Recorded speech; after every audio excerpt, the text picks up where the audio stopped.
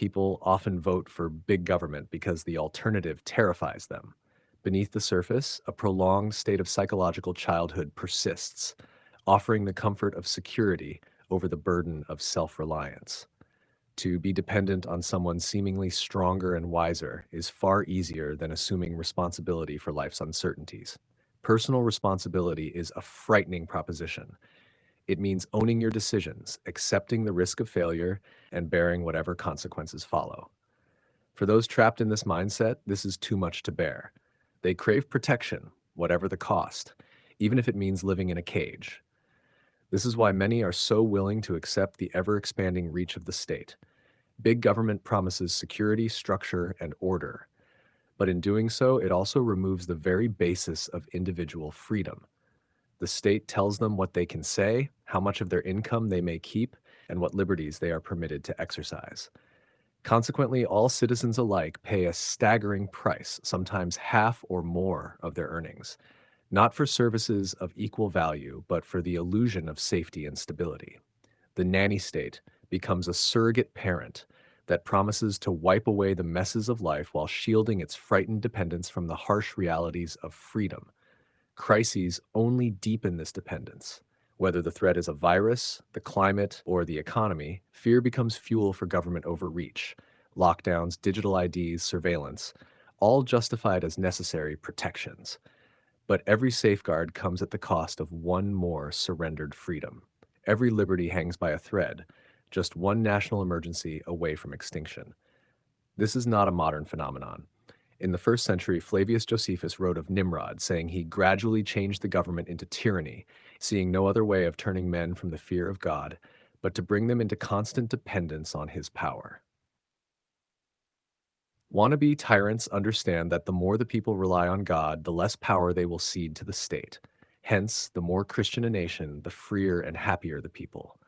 As a result, the de-Christianization of the West has not come without consequence.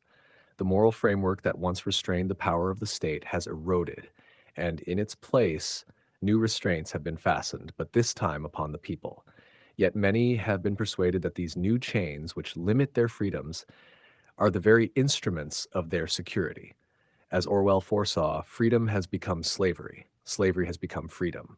Too many fail to recognize the water slowly heating around them. The gradual boil of authoritarianism feels, to many, like the comfort of a warm bath.